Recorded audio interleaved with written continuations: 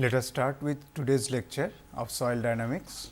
We are continuing with our module 3, that is on wave propagation. A quick recap what we had studied in the previous lecture. We have considered the longitudinal wave equation in an infinitely long rod, which is constrained in this lateral direction with material property like this, and we have seen how the one dimensional equation of motion can be derived in terms of stress and displacement of the particle. And finally, we have simplified that in this form, where V p is called the primary wave or p wave velocity, which is nothing but equals to root over constraint modulus by rho. Rho is the density of the material. Now, let us take the next case. Let us look at the slide here. For torsional wave in an infinitely long rod, last time we have taken the longitudinal wave, now we are taking the torsional wave. Suppose a torsional wave is travelling through an infinitely long rod, then what we are doing? We are doing the same thing. We are taking a small segment within the rod of length dx, and the torque at the two ends of the element, let us say at this end the torque is in this direction T x naught, on the other end of the element due to the movement of the particle in this direction is T x naught plus del T del x into dx, when the torsional rotation of the element is given by del theta. So, torque and rotation at the ends of the element of length dx with a cross sectional area A is shown. What we can do here? The same thing, the difference between the torque at the two ends of this small element, the total torque can be equated or total moment can be equated with respect to the inertia force due to the dynamic movement of the particle within this element. So, if we do that, what we can write? The dynamic torsional equilibrium will give us this T x naught plus del T del x into dx minus T x naught. So, this is the resultant torque remains within the unit length of dx, that should be equated with respect to the inertia force generated due to the movement of the particle, which is nothing but density of the material times polar moment of inertia dx length times the rotational acceleration, which is del 2 theta by del t square. So, this T is torque amplitude, J is polar moment of inertia. Now, again we can simplify it. If you do that, the equilibrium equation can be represented as del T del x equals to rho j del square theta by del t square. So, this is the torque equation with respect to the rotational component. Similarly, what we got for the longitudinal case, the stress equation with respect to the displacement function. Now, let us put it in terms of the acceleration del 2 theta del t square with respect to del 2 theta by del x square, as we have done for the previous case of longitudinal wave. So, now we have torque relationship with respect to del theta del x in this form, T equals to given by G j del theta del x, where G is the shear modulus of the rod. So, the torsional wave equation can be rewritten in this form, that is del 2 theta del t square equals to G by rho del 2 theta del x square, where this G by rho is represented as V s square. This V s is called the shear wave velocity, which is represented as root over G by rho.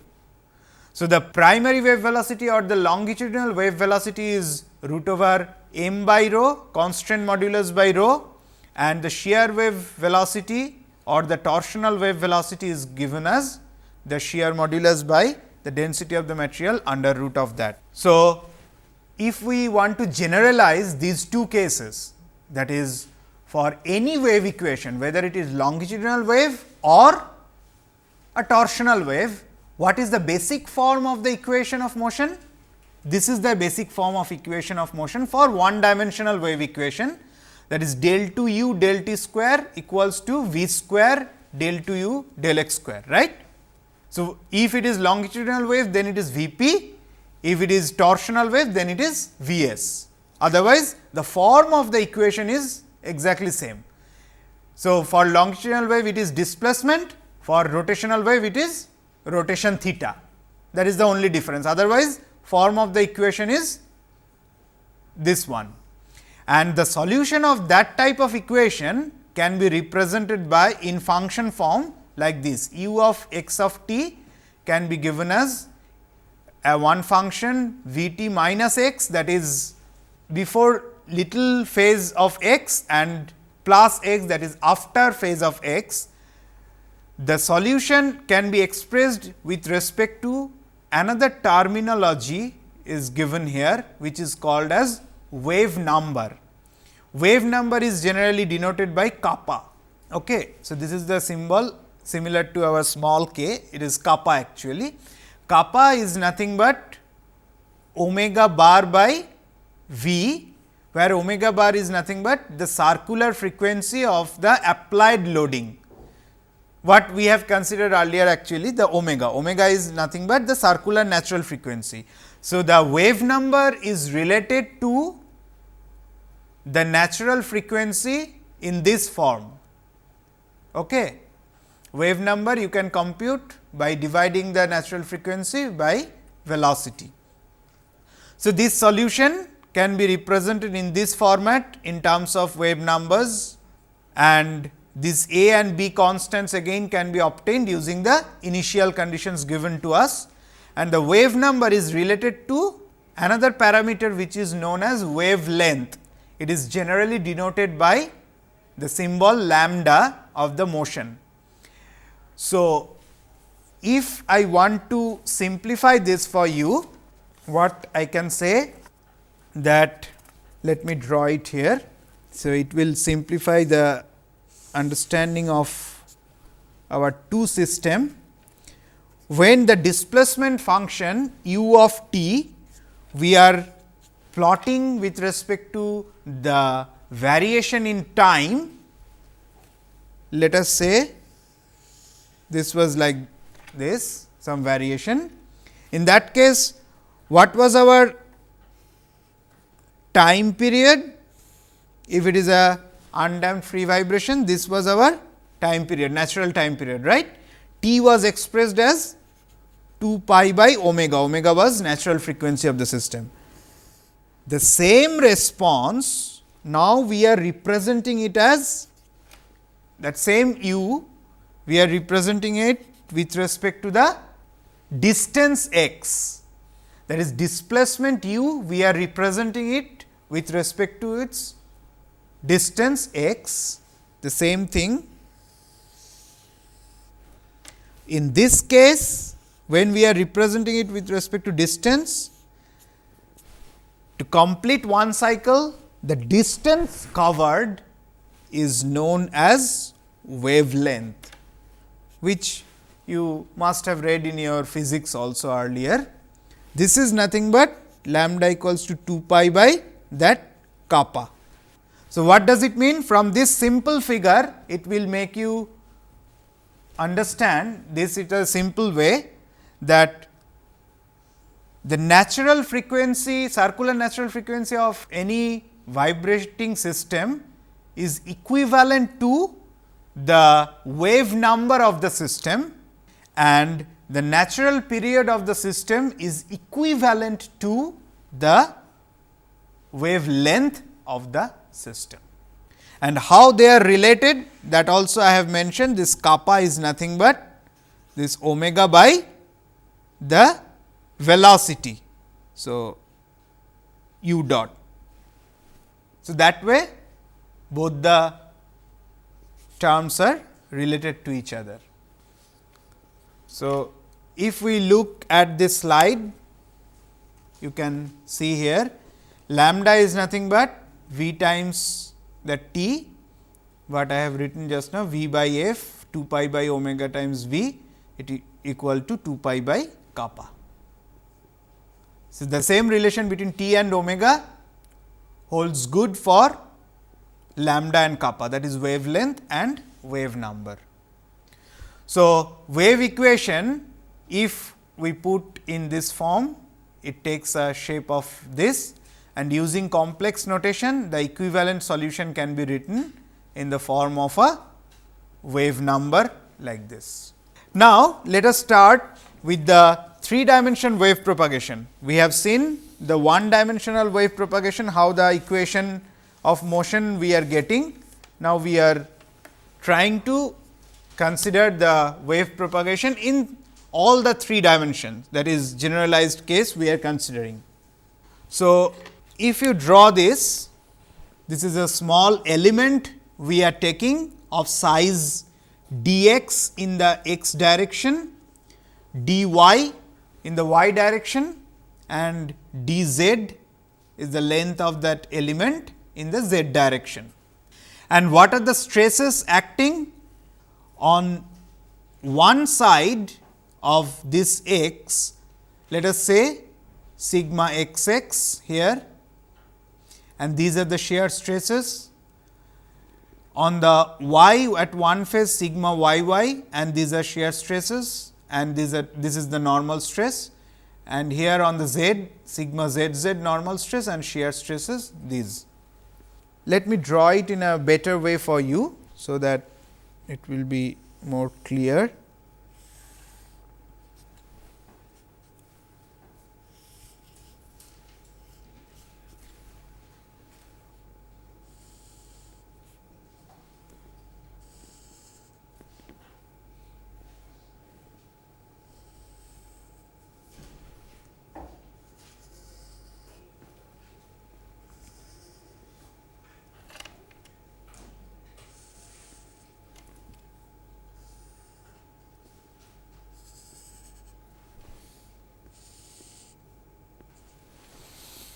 Okay, so, this is 3D element which we are considering. Say this is our x axis, this is our y axis, this is the z axis we are considering, and stresses, as I said, on the left side. When waves are traveling through this element, what happens correspondingly? The particle velocity in x direction is, let us say, u, in y direction it is, let us say, v, and in z direction it is, say, w. So, what are u, v, w? The corresponding displacement of the particle because of the movement of the wave. Okay. Now, on this face, on the left hand side of the element, the normal stress, let us say sigma x x, and shear stresses in this direction and shear stress in this direction, this will be tau x z, this will be tau x y. Okay. One convention for writing the stresses you must be knowing. When we write any stress about 3D, these two axis system, the first one shows on which plane the stress is acting, and the second one shows in which direction the stress is acting. Clear? So, for normal stress sigma x x, it is acting on x plane in the direction of x, because it is a normal stress. So, that is why sigma x x. For shear stress, this is acting on x plane, but in z direction. So, that is why tau x z, and this shear stress is acting on x plane once again. So, tau x, but in y direction. So, that is why tau x y.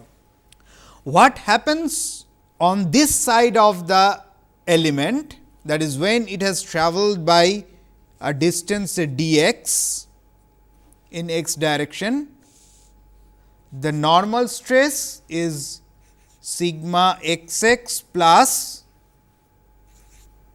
del sigma x x del x into over the distance dx, whatever the increment in stress has occurred on this face of the element. What about the shear stresses? To keep equilibrium, the direction of shear stresses should be, now this one will be vertically up, this should be towards this direction. Fine.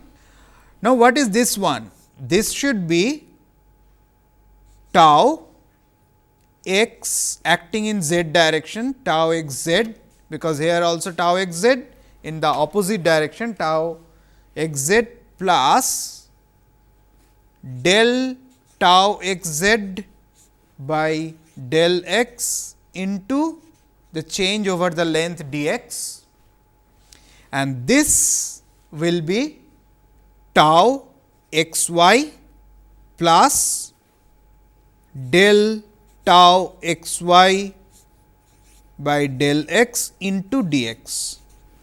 So, this is also trying to balance on the other direction shear stress tau x y. Okay? So, these are the changes of stresses on the two faces of the element in the x direction. Let us see what happens in the other faces. Let me draw on this face. Here the normal force will be sigma z z plus del sigma z z del z over a distance of d z. So, this distance is d z. In this direction one shear stress, in this direction another shear stress. This shear stress should be how much? Tau. Now, what is it? It is acting on z plane in the direction of x plus del tau z x del z d z, and this one will be tau how much? This is acting on z plane in y direction.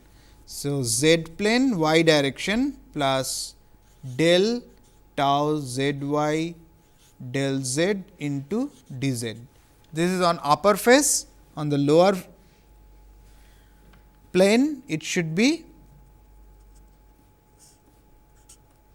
sigma z z, in this direction one and in this direction another one, because they have to be on the opposite side of this face. So, this one should be tau on z plane x direction, this one should be tau on z plane y direction. Still we have two more faces, that is on the y plane, that is this plane and the other side of the plane. So, on this plane, let me draw it in this direction. This should be sigma y y plus del sigma y y del y into dy, that is the normal stress. Now, shear stresses should be in this direction and in this direction. How we are taking these directions? You know, we have to take in such a way this and this in the opposite directions, this and this in the opposite direction. Okay? That balance you know, the equilibrium, and these values should be, let me write it in blue, I am writing for this one. This is tau on y plane in x direction plus tau del tau y x del y into over a length of dy. So, dy is this distance actually, and this force, now let me draw, will be tau on y plane in z direction plus del tau y z del y into dy. Whereas, on the other plane it should be, on the other plane this should be sigma y y, there should be in this direction, it should be downward direction. These are tau y z and this one is tau y x. On the other face of y plane, this plane, normal one sigma y y, tau y z, tau y x.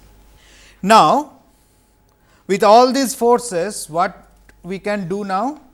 We can write down the equilibrium equation in each of these directions x, y and z. If we write the equilibrium equation in x direction, what are the forces involved? Let us look at it and try to put a tick on that. Okay. Now, let us see the equilibrium of the forces in x direction. So, in x direction what are the forces are involved? Let me mark them first. This normal force is in x direction, this normal force is in x direction. What else? This shear force on z plane is acting in x direction. Similarly, on the other side, this shear force on z plane is acting in x direction. Any other force acting in x direction? Let us look here carefully. What about y plane? Yes, on y plane, this force is acting in x direction.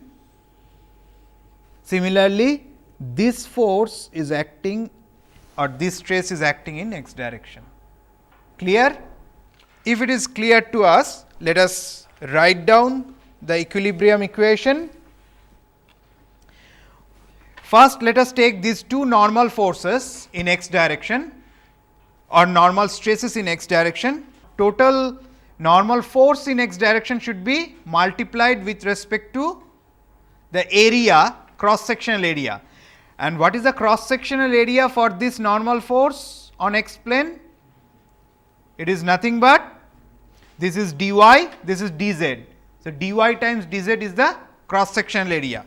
So, let me write down this equilibrium equation in x direction. So, in x direction, by considering equilibrium, we are writing sigma x x plus del sigma x x del x into dx times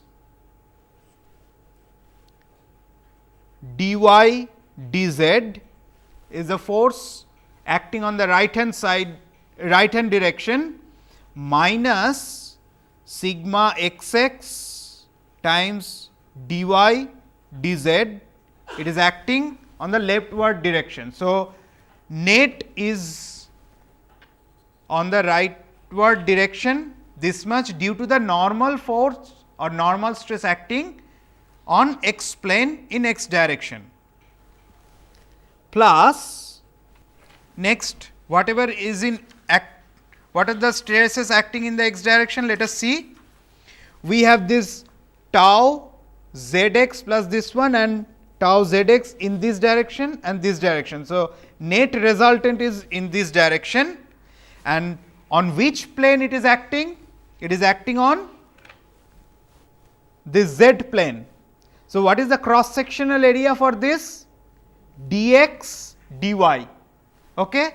So, the force due to this shear stress will be tau zx plus del tau zx del z into dz times area is dx dy minus tau zx into dx dy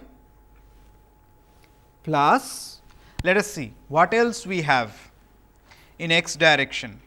We have this force acting on the y plane and this force acting on the y plane. Now, net resultant of that should be on the rightward direction, and on which plane it is acting? On y plane. What is the dimension of this y plane? Dx dz. So, if we multiply this shear stress with respect to the area, what we will get? The force tau yx plus del tau yx del y into dy times the area is dx dz minus tau yx into dx dz. This should be equal to the inertia of force, which is nothing but mass times acceleration. Now, in x direction, how much is the displacement? That is u. We have considered in x direction the displacement is u. So, the corresponding acceleration is del 2 u by del t square. So, the equating with the inertia, we will get rho times what is the volume of the element, dx dy dz is the volume, times density will give us the mass into del 2 u by del t square. Mass times acceleration will give us the inertia force, that will balance the all these forces arising because of the travel of the wave within the element. Okay? Now, if we simplify this one, what we will get? This term gets vanished, del x del y del z is coming everywhere, that we can divide both the sides because they are non-zero. So, finally, on simplification we can write it like this, that del sigma x x del x plus del tau z x del z plus del tau y x del y equals to rho del 2 u del t square. Okay? Now, if we consider a very small, infinitesimally small element, what we know? For the equilibrium of infinitesimally small element, the moment created by the shear forces should be equal about its center. What does it mean? Because of the shear, the couple getting generated from the two faces, what we can write for one small element, this tau z x is nothing but tau x z to maintain equilibrium. Similarly, tau y x is equals to tau x y, and tau y z equals to tau z y. These are the conditions for a small element to maintain equilibrium. So, these symbols are interchangeable with its plane and direction in which it is applying. So, what we can write then, del sigma x x del x plus del tau x y del y plus del tau x z del z equals to rho del 2 u by del t square. This is the governing equation of motion in x direction. Okay?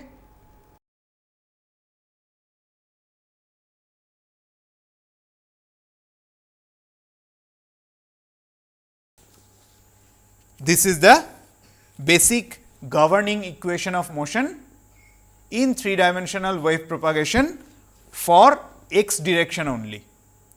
So, similarly, in other two directions y direction and z direction, we can write the equation in this form. You can note down. So, we can simply compare. In case of x direction, this was u. In case of y direction, the corresponding displacement is v. So, acceleration is del 2 v by del t square times rho. We are getting, we have used the symbol tau for shear stress. So, you can write here tau also, del tau y x del x plus del sigma y y del y, this is normal force component, del sigma y y by del y, this is normal force component, plus del tau y z by del z, this is another shear stress component acting in the y direction.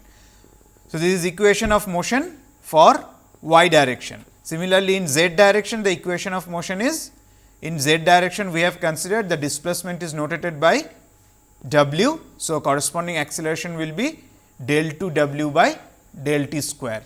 So, times rho will be equated with respect to del tau z x, the shear stress in z direction by del x, plus del tau z y by del y, plus the normal stress in the z direction, resultant normal stress in the z direction, del sigma z z by del z. Okay? So, this is the easy way to remember this equation. The easiest way to remember this equation, that the normal component of the corresponding stress along that axis and the corresponding shear stresses along that axis have to be considered, which has to be equated with respect to the acceleration, or the, in other words, the inertia component in that particular direction. Now, before we simplify further these equations, let us go through quickly our known expressions for various modulus, which we have studied in our solid mechanics courses, definitely in our undergraduate curriculum. So, all components of stress and strain for an isotropic linear elastic material follows Hooke's law, and that can be expressed in terms of two Lami's constant. Lami's constants are denoted by these two symbols, lambda and mu. Lambda and mu are the two Lami's constant. So, in terms of Lami's constant, the corresponding expressions for various modulus which we use are Young's modulus E, which is given by this expression, mu times 3 lambda plus 2 mu by lambda plus mu. The expression for bulk modulus K is given by lambda plus 2 mu by 3. The expression for shear modulus G is nothing but that mu, and the Poisson's ratio expression in terms of Lami's constant nu is given by lambda by 2 times lambda plus mu. So, these are the standard expressions which we can obtain in any solid mechanics book which we have studied in our undergraduate. Now, using these standard notations of various modulus, what we can do in terms of Lami's constant, the equation of motion what we have derived just now in 3 dimension in the x direction, that we can rewrite in terms of the strains, which can be written in this form. Okay? So, this is coming from the normal stress component, these two are coming from the shear stress component, and this was as usual on the left hand side remains same. So, that equation of motion what we have derived in x direction, if we rewrite them in terms of strains, that is from stresses we have converted them in terms of strain using the Lami's constant, because we are assuming that Hooke's law is applicable for the material. So, that is why we can write those stress expressions in this form. Okay. Now, the normal strain and shear strain, they can be expressed in these forms that we know. The normal strain in x direction is nothing but del u by del x, whereas the shear strain epsilon x y can be written in terms of del v del x plus del u del y, that is the partial differential of the corresponding displacement with respect to the other axis system.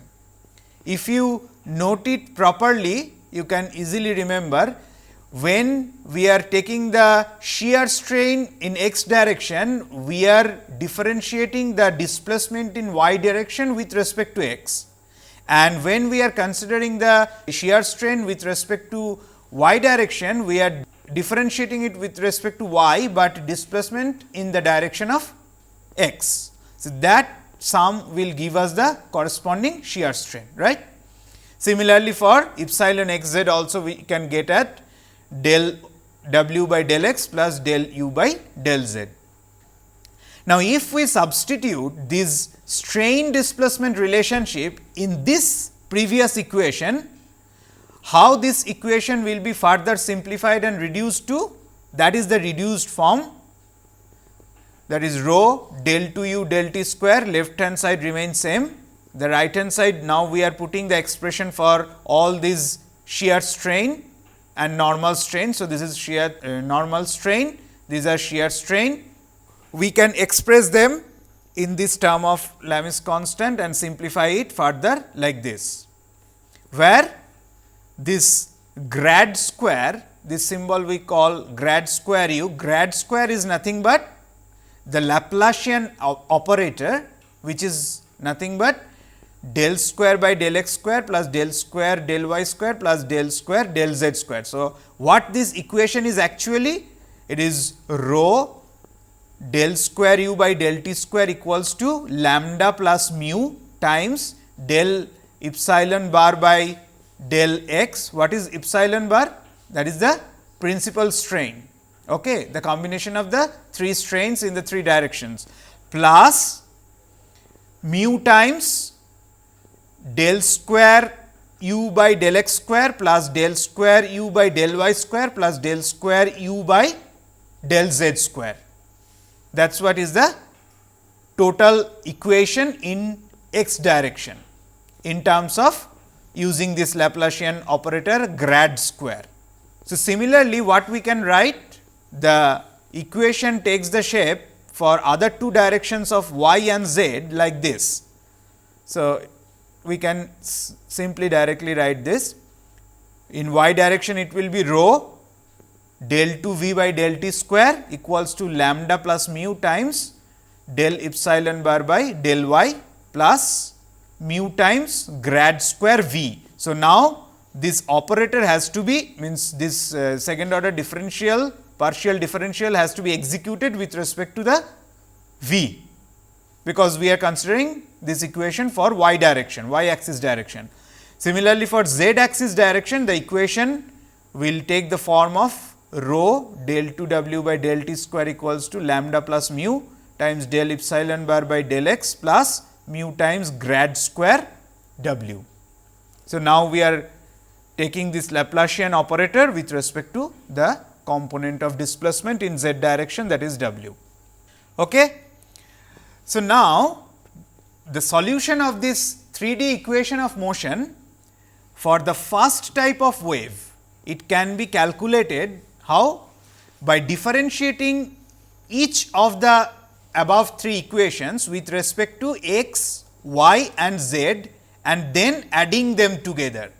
So, what we are doing, the previous three equations what we got in the direction of x, in the direction of y and in direction of z, now we are differentiating with respect to x, y, z and adding them together to get the first type of wave, which finally will give us on simplification. This is the equation, takes the shape in the simplified form.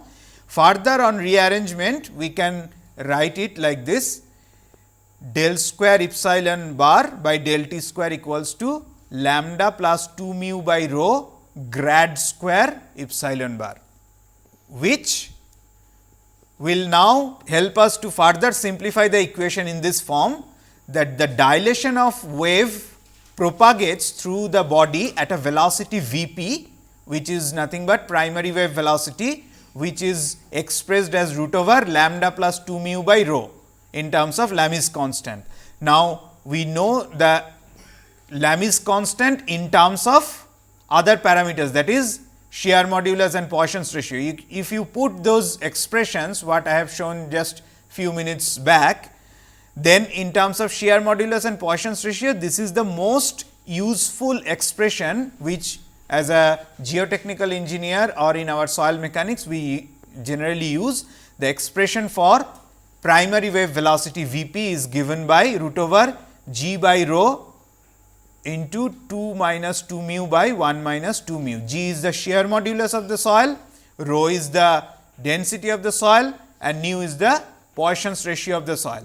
And remember, this expression is valid for mu value less than 0.5. So, this is once again I am telling what is the limiting value of the Poisson's ratio for a soil, which can be used for the computation of the primary wave velocity travelling through the soil media. So, that completes us the first type of wave which we have termed as the primary wave.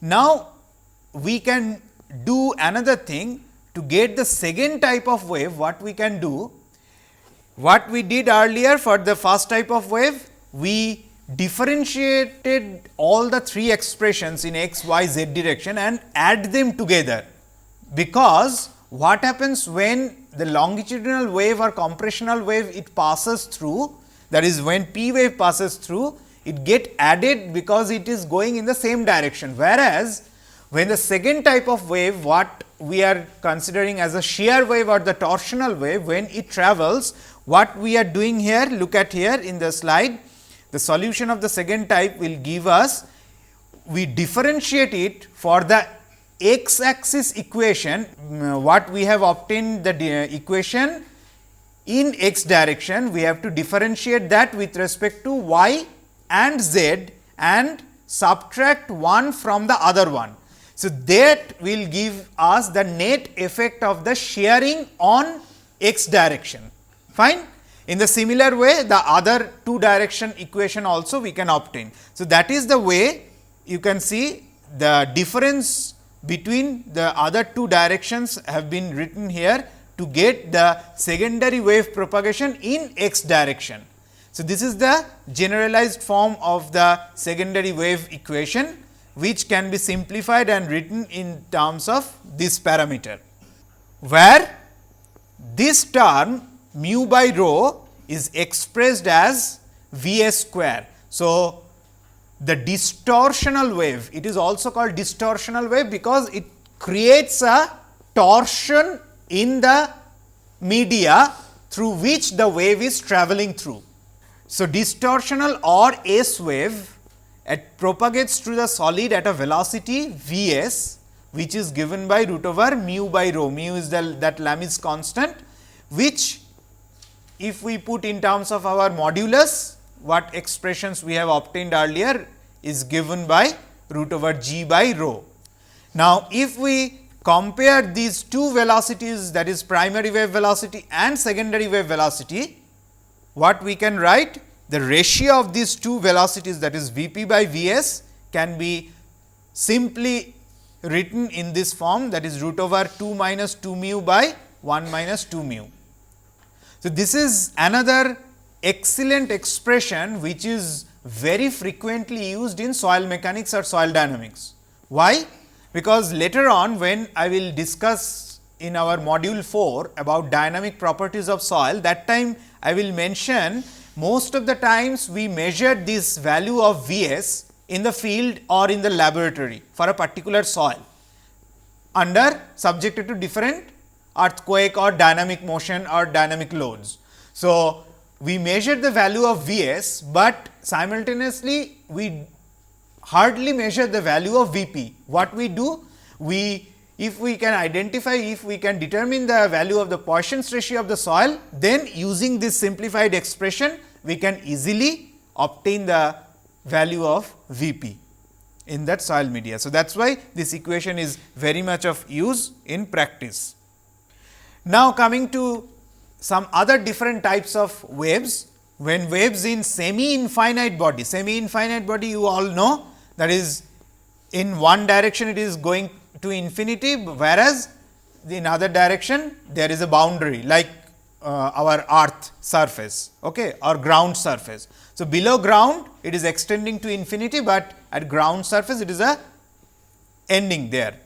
So, a Rayleigh wave, motion induced by a typical plane wave that propagates in x direction, and wave motion does not vary in the y direction. So, the Rayleigh wave is a kind of wave which travels in the semi-infinite body, and its travel direction is shown here in x direction.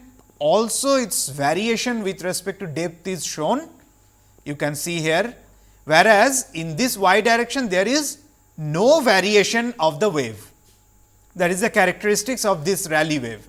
And if you notice it minutely, what you can see, the wave velocity is pretty high, very close to the ground surface, very close to the free surface, whereas as it goes to infinity in this direction, the velocity drastically reduces. Okay? So, we will come to the specific characteristics of this type of wave pretty soon in some other slides. How to write down the equations of Rayleigh wave and how to compute this Rayleigh wave, let me tell you in a simplified way. If the wave is harmonic with natural frequency, say omega, what we have generally considered, and wave number, let us say it is denoted by k suffix r, because now we are discussing with Rayleigh wave. So, that is why the wave number has been represented k suffix r. It propagates with a Rayleigh wave velocity, and in that case the velocity is expressed by v suffix r. Okay. Earlier for primary wave we have used V p, for secondary wave we have used V s, now for Rayleigh wave we are using V r. V r is similar way can be given by omega by k r. So, this is the relation what we have seen earlier also. It is true for any velocity related with frequency and wave number, right. Now, we are defining another term k r s. What is that k r s? It is the ratio of the Rayleigh wave velocity to the s wave velocity. So, k r s is nothing but V r by V s, which is given as omega by V s times k r, because V r is nothing but with respect to the wave number for Rayleigh wave equation. So, omega by k r. Now, if we take the relation or ratio between Rayleigh wave and primary wave, what we can write, V r by V p can be expressed like this, where V p can be expressed in terms of V s and Lami's constant in this form from our known relation between V s and V p. Now, this is denoted as alpha times k r s, simplified in terms of alpha times k r s. So, what is alpha? Alpha is nothing but root over mu by lambda plus 2 mu, where these two are Lami's constant. If we put their expressions for our known Poisson's ratio expression and other shear modulus expression, what the simplified form we will get, that is 1 minus 2 mu by 2 minus 2 mu, which is nothing but V p by V s, right. Just now we have seen this alpha is the ratio of V p by V s. Okay? Oh, sorry, alpha is the ratio of V s by V p, because this has come in the denominator. So, 1 minus 2 mu by 2 minus 2 mu, this alpha is the ratio of V s by V p, which also can be seen if we put this expression. So, this will be V r by V s. So, alpha has to be V s by V p, so that it equates with respect to this one. Fine. Finally, what is the final equation used to solve for Rayleigh wave velocity, to compute the Rayleigh wave velocity, this is the expression, that is k r s to the power 6 minus 8 k r s to the power 4 plus 24 minus 16 alpha square times k r s square plus 16 times alpha square minus 1 equals to 0. So, in this k r s we have already defined ratio of V r by V s, alpha is nothing but ratio of V s by V p. So, in that way, if for different values of Poisson's ratio, if we want to see how these three velocities about which we have studied just now, that is P wave, S wave and Rayleigh wave, how they vary with respect to V s, because see this k r s and alpha both are expressed in terms of V s, right, because alpha is ratio of V s by V p and k r s is also the ratio of V r by V s. So, everything is expressed in terms of shear wave velocity. Why? Again to reiterate this one, that in laboratory and field we generally measure the shear wave velocity. So, if we can compute the shear wave velocity of the soil, then easily we can compute the primary wave velocity and the Rayleigh wave velocity of the soil using these two expressions. And how the variation behaves for different ranges of Poisson's ratio, let us look at this chart. So, with variation of Poisson's ratio, you can see this V can be V p, V s or V r depending on which line you are selecting. Okay. So, that is why when we are talking about S wave, this is a line which is nothing but at constant value of 1, because this ratio obviously will be 1, V s by V s, irrespective of Poisson's ratio.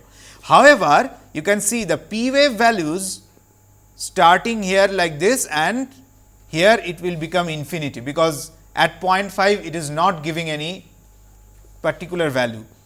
So, that is why the equation is not valid at value of mu equals to 0.5, but just lower than that it is valid.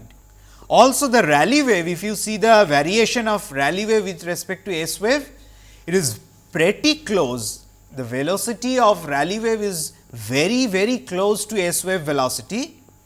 It depends on mu value, but for all practical purposes we can assume Rayleigh wave velocity is about 90% of shear wave velocity. So, that is the practical design consideration most of the time we geotechnical engineers we use.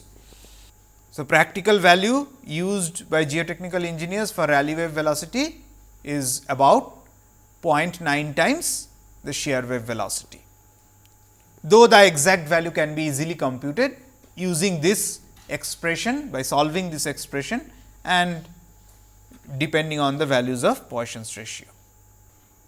Okay.